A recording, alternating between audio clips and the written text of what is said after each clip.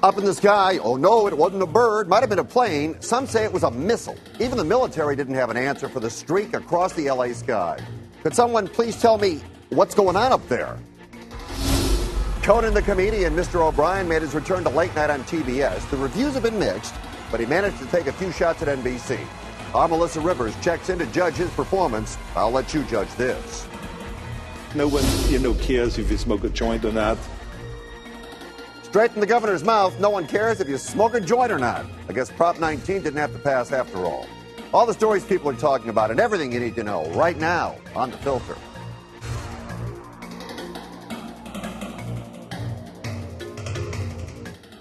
Hello again off the top. It's The Filter Forefront, our top 4 of the day, including report the news or be the news. Is it one and the same today? But we'll begin with this. All right, over a month ago on Primetime News LA, I talked about a new dome stadium that would be built in downtown Los Angeles next to Staples Center. It would replace part of the convention center and be financed by the folks at AEG who built Staples and LA Live and own the LA Kings. Aside from eventually becoming the home for an NFL team in LA, it would host world-class events and conventions. I said it seemed like a great idea, but not everybody agrees. Here's a video we found online.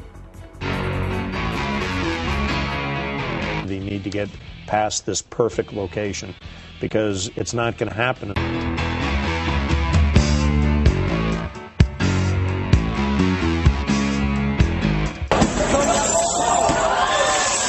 Rolling down Imperial Highway, the big nasty red at my side, Santa Ana winds blowing hot from the north. We were born to ride. Ouch. We don't know who put the video together, but we do know that Ed Roski has plans to build a new stadium in the city of industry, and he's been waiting for the NFL to give its blessing before breaking ground. Our contributors tonight, Doctor of Social Ethics Charlotte Laws and Emmy Award-winning journalist David Reese. Our pictures are furnished by Skype. David, we'll start with you. A new dome stadium for downtown with more hotels and housing. How can you not like it? Right? As long as I don't have to pay for it. That's my whole thing, okay? I'm all for sports franchises. I'm all for big, grand stadiums. I'm all for all of it. But I don't want to pay for it. That's my thing. So, if AEG can figure out how to do this, and I don't have to pay for it, we don't have to pay bonds and all that kind of stuff, because it seems like every single time one of these teams wants to come somewhere, guess who pays for it? We do, even though it's a profit-making thing for the owners of the team. So if they want to do it, I think it's great. I'll tell you who made that video, by the way. The guy who wants to build out in City of Industry. Duh.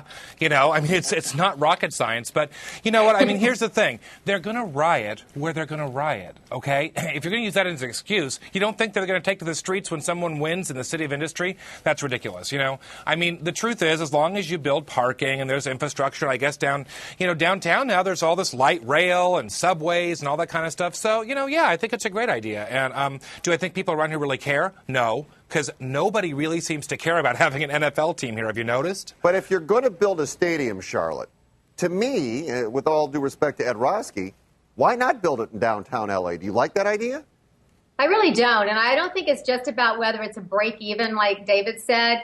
I think that you need to really make sure that there's going to be revenue for the city of Los Angeles and not just collateral benefits, like collateral damage, where you're getting benefits for restaurants and hotels and cab drivers, but actual money coming into the city, because you've also got to cover additional transportation costs and police protection, and there are going to be all sorts of things, congestion that people have to put up with. And my view is we haven't had an NFL team for 16 years. It didn't work with the Rams and the Raiders. I don't think it's necessary. I'm from Atlanta, Georgia, and I can tell you in Atlanta, it's kind of like watching sports is the center of people's lives. It's a huge deal to this day.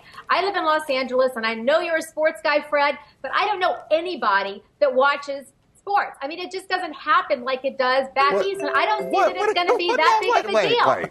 We don't have a lot of time here, Charlotte, because we have to move on. What kind of remark was that? I don't know anybody that watches sports. Nobody watches the Lakers. Nobody watches the Dodgers. Nobody watches the Kings in Orange County. Nobody watches the Angels. They certainly never tell me about it. I know you do, but in general, and my friends, I think what Charlotte's trying to say is it's just not as big a deal here as it is other places. I think it would fail. I really do. It's no, Charlotte. All right, let me just tell you something real quick. Then we got to go. First, it's not going to fail. Second of all, if they build this facility downtown, the NFL is going to be in there 8 times a year to play games? this is going to house conventions and stuff, and the city officials believe this will move L.A. up to number 2 behind Las Vegas in hosting conventions around the country. They think it's going to generate a lot of revenue. They think it's going to create a lot of jobs. The NFL team is the primary beneficiary, but the city would benefit 365 days a year. That's their plan, okay? And yes, people watch sports, Charlotte. All right. After that, I don't know what you feel like, but if you want to light a joint, go ahead. No one cares. I know Prop 19 was voted down, but according to our current governor, that's only because the law was written badly. You might as well line up. No one, cares if you smoke a joint or not. Right. But I mean, this Proposition 19 went a little bit too far. I think it was written badly. A lot of the proposition, and I think it's important for people to know, propositions don't. All right, voters in the state defeated legalizing marijuana 54% to 46%. Do you think it's because the law was poorly written? What do you think people don't want it legalized, Charlotte? I think that there are 3 reasons generally. And I think that, first of all, it is because it was poorly written. That's one of the reasons, is that it wasn't specific enough. They say that about 4% of the people would have voted for it who actually did vote against it. What was the problem with it? Well, it should have been, it didn't say where this was going to come from, and it didn't talk about how the taxes were going to work. It had a different plan for every city. So it was not going to really work out, it didn't seem like. But wait, the whole plan was we're going to legalize pot. That's the bottom line. I don't care where the taxes come from. I don't care who gets the money. The bottom line, how can you miswrite that? We're going to legalize pot. That's it. I actually am in favor of it. I voted for it, but I think the people were very concerned that it wasn't specific enough, and there was a lot of holes in it. We didn't really know exactly what was going to happen. Also, there was opposition from within the marijuana community. There were people who already are growers and dealers and dispensaries, and they were fighting against it because they were scared they were going to lose their business. And then thirdly, you had the governor who changed the law with regards to 1 ounce or less of marijuana and turned it into an infraction. All right, Charlotte. Wait, I got to move on to David. Charlotte, the dealers were against it. They were going to lose their business. Yeah, but it's illegal to deal it in the first place. I know it, but I'm just telling you. You guys have both missed the point. Charlotte, the lead here is that Charlotte voted for this. Charlotte wants to legalize pot. What? Yeah, I do. All right, David, what do you think? Well, who knows why it went down? I mean, there's a whole host of reasons. I mean, none the least of which is this is a major watershed thing. It's the decision about whether or not we're going to decriminalize drugs. And that's just a big deal. I just don't think you can separate out, people didn't vote for it because it was confusing, or, people, it's the bottom line is this is about whether or not we want to legalize drugs in this country. And, it's a slippery slope. Once you start, where do you stop? So we're going to say marijuana today. What if we decide, well, maybe cocaine, we should license it. It's a little higher class. So, we'll make more money. There's a lot of reasons. So, but do I think it's a good idea? No, I don't. All right, let's go on. Homelessness in L.A. County is a problem. There are around 48,000 people sleeping on the streets, in cars, and in shelters on any given night. Currently, $1 billion in public and private funds is spent to aid the homeless. Prominent business leaders have been working with officials for almost a year to come up with a plan to find solutions. Here's your plan. Put a permanent roof over the heads of most of those sleeping on the streets and provide them counseling and treatment. The cost, $230 million. Yeah, it seems like a good idea, but is it the answer? Is it fair to set aside housing subsidies for the chronically homeless when other vulnerable people have been waiting years? It's obvious these people need some help. Then again, so do a lot of people. Do you commit $230 million for the homeless, David? Yeah, because word up, we're already spending many times that amount for homeless people and various services already. I mean, this is actually a kind of a good deal if you think about it, because it's kind of like the illegal immigration thing, if I may draw this parallel real quick here. We're already paying a ton of money to hospitals and emergency room care for undocumented people because they can't get legitimate medical care here. It's kind of the same thing with homeless people. I mean, they use the emergency room as their medical care because they can't get it anywhere else. So if we just get real about this and start putting our money where our mouth is and spending, $230 million to try to get the chronically homeless off the streets, we'll probably end up saving money in the long run because, by the way, we spend many times that right now on mental health services and that kind of thing. things. So do I think it's a good idea? Yes, but I think one of the LA supervisors, his concern was the same concern that I have, and I'm sure Charlotte's going to weigh in on this, is that we got to address why people are homeless. And if you don't address substance abuse and mental health and all the reasons why people can't keep housing over their heads and can't keep a job, then you've lost the war. So, as long as they put the money to the real root problems, I think it's probably a good idea. We'll end up saving money in the long run. Given the way things are going tonight, I'm almost afraid to ask. But Charlotte, what do you think? Well, actually, I pretty much agree with David on this one. I think that it really is a good idea to help the most vulnerable in society, and I see those, one group of those, as homeless people. I like the idea of providing some kind of basic place for them to live. I remember seeing the movie Pursuit of Happiness with Will Smith and being shocked that these people have to pick up and move every night and they don't have a place for their stuff. There's no way to get your feet back on the ground and get a job if you're just in limbo all the time like that. But as far as, additional monies and services, I think that first of all, I wouldn't require them to see a psychiatrist and give up the alcohol and take certain pills.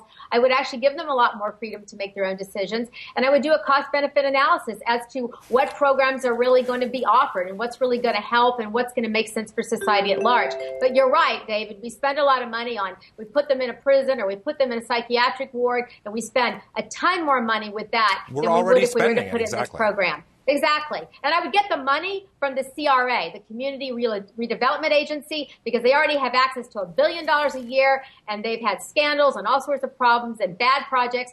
Don't make the taxpayer pay that $230 million extra that they want.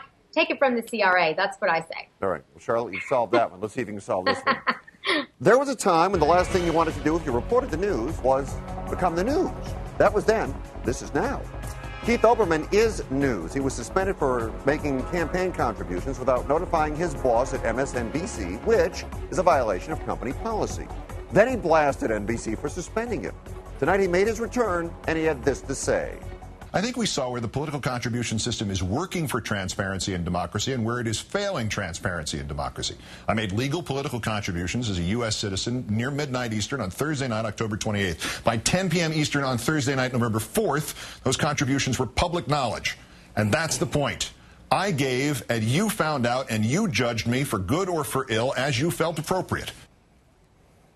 All right. Does MSNBC look good or look bad in its decision to suspend Olbermann, David? Well, of course they look bad. And look at the groundswell of people who wanted him back. I mean, 200,000-something votes on Facebook alone. But, I mean, here's the issue, which MSNBC needs to figure out. They can't have it both ways. They have gone left of center, just like Fox News has gone right of center. So do the news ethics of impartiality really apply here anymore? It's not like Keith Olbermann cuts his path right down the middle anyway. If you're CNN, which bills itself as being the middle-of-the-road news station, then that'd be one thing. But, these people on both sides, on MSNBC, they go left. On Fox, they go right. They kind of wear their opinions on their sleeves. So, do we really want to hold them to these news ethics? I just think it's time that MSNBC wise up and smell the coffee and realize that whether they like it or not, guess what? Your hosts have opinions. And they're going to use their bully pulpit to talk about it. And, do they have the right to donate money? Well, the Fox News people do. All right. What do you think, Charlotte? Do they have the right to donate money? Well, it's not just MSNBC that has a company policy like this. CBS News has a policy. New York Times has a policy. So but neither of them have cable channels either, CBS or the New York Times. You know what I mean? It's a little gray when you start getting into Fox and NBC. When I say they have policies, their policies may not have to do with contributing money to particular candidates. But, for example, I read that CBS News, you can't put up a personal blog without getting approval from management. New York Times, you can't go outside of your work and make opinions that are contrary to what would be printed in their paper. So, in one sense, I understand that point of view from the news organization. On the other hand, Keith Olbermann was not giving an inconsistent message. It's not like he was giving money to Sarah Palin, which would have freaked everybody out. So I can understand that. But I think the bigger issue is do we really have free speech rights if we're working for a private company? It seems like we only really have free speech when we're asleep Why? Because apparently federal law is you don't have any free speech rights when you're at work. And when you're outside of work, apparently in the state of California, if you damage your company, which is a very subjective thing to evaluate, you actually can be reprimanded or fired by the company. So in a sense, when you're asleep, that's about it, folks. All right, well, let me tell you a couple of things. First, Charlotte, I'm not going to reprimand you at all for your comments about nobody in Los Angeles watches sports. I'm going to let you slide on that. Second of all, in the filter, you can say whatever you want, whenever you want. And lastly, in the filter, you can donate to anybody at any time. We don't care. David and Charlotte, nice job. Thanks very much. Nice.